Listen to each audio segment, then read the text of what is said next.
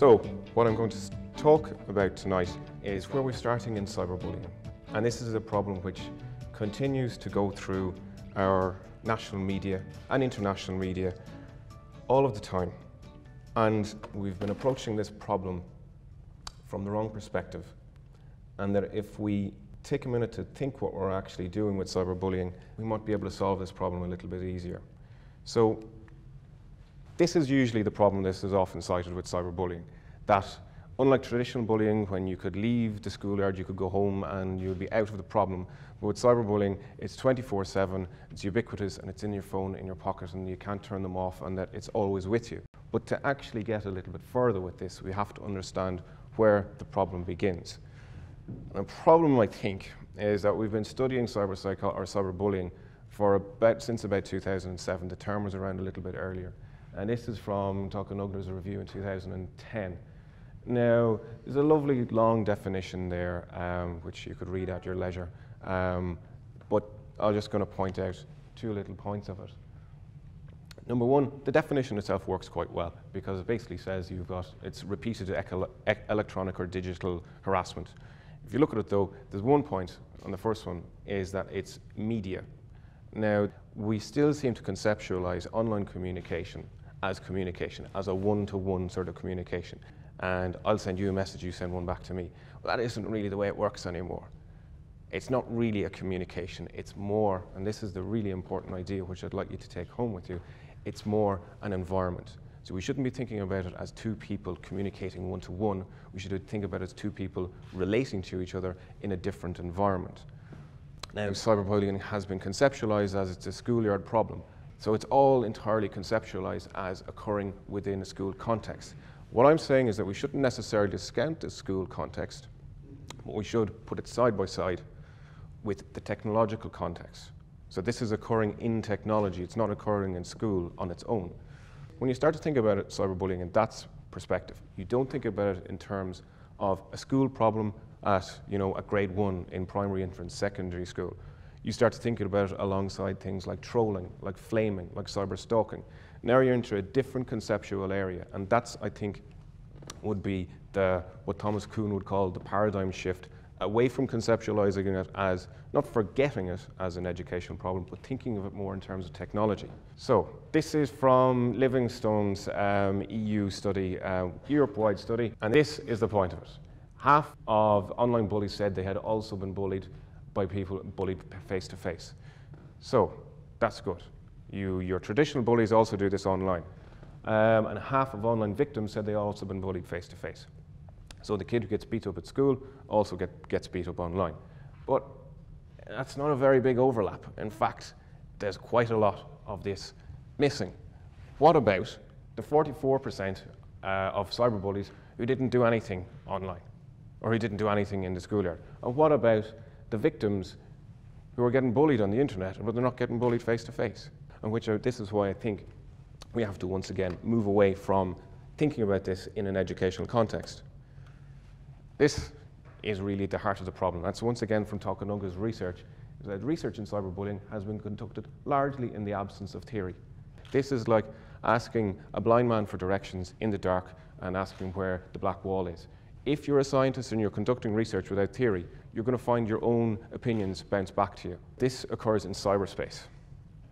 And this is an interesting way of looking at things historically, because this is from Gibson's novel in 1982, and this is where he coined the term cyberspace. And this is all very futuristic. You can even tell from the cover that when we talk about cyberspace, and I think Mary and I have encountered this a couple of times before, when you put cyber in front of everything, it makes it kind of cool.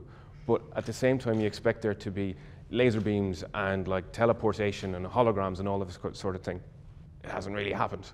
But we do have, though, in our pockets, more powerful computing than was used to put a man on the moon. And this is the powerful computing that we're handing out to children without really thinking twice about it. So this cyberspace, while it isn't as obvious and as explicit as Gibson might have thought it to be, it is actually a lot more profound, it's a lot more subtle, and it is a lot more ignored. We've forgotten about it, really. To set the scene theoretically, McLuhan, if you read his Medium is the Message, he says, the environment is invisible. Their ground rules, pervasive structure, and overall patterns elude easy perception. There's a lot of rules at play in here in this environment. I'm talking and you're listening. It'll be unheard of for somebody to speak out in the middle of it. But there are all those rules are already here. This is another one, maybe another 20 years from Cathcart and Gumpert. So this is fairly basic technology in the mid-1980s. For mediated exchange to work, when I'm talking to you on the phone, as interpersonal communication, there must be tacit agreement that the participants will proceed as though they're communicating face-to-face. I mean, when you're emailing somebody, you don't go, wow, this email is great. Look at the way this works. And it's almost like I'm talking to you face-to-face. You just assume that that's all written into it. So when you're building a website, you don't want anyone to actually realize that they're on a website. So when you type something in or you ask a website a question or even you change the page, you don't want to realize that when you press that button, it sends a signal through the internet to the server, to the exchange, and it comes back. You are supposed to be completely oblivious to that.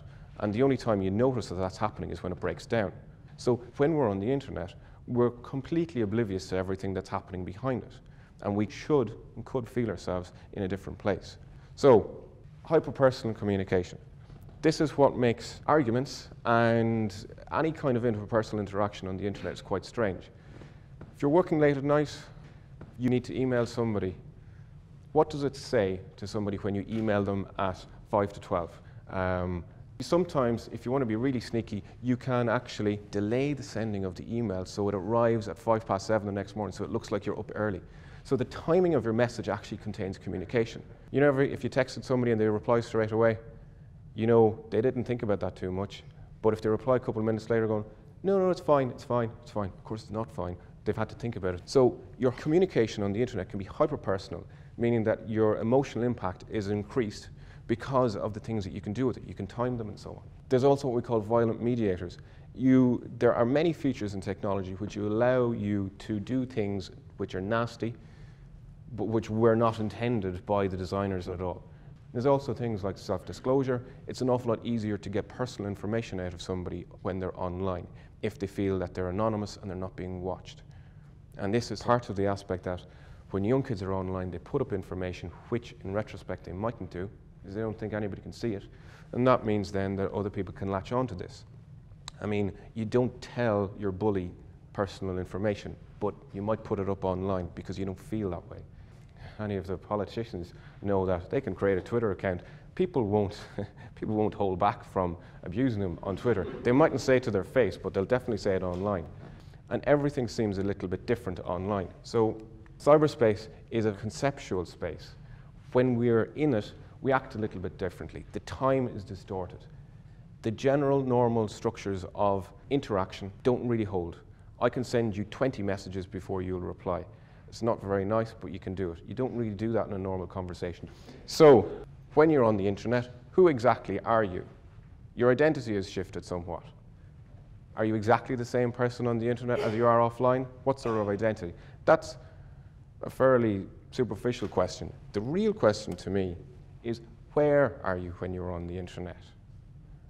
Where's Johnny? Johnny's upstairs on the internet. Well, which is it? Is he upstairs or is he on the internet? Because if he's upstairs on the internet, his body might be upstairs, but his mind is conceptually somewhere else. And that's what I think is really key to this, is that you have to start thinking about that when you're interacting online, it's not two people communicating or three people communicating. It's actually more about being in a different conceptual space where the normal rules don't apply. Because we can't imagine being nowhere. So maybe the problem is to change our technologies if we wish to change ourselves. I am very much of the opinion that information technology is very powerful and important, but I think if we can just edit it slightly, we might have a better time on there.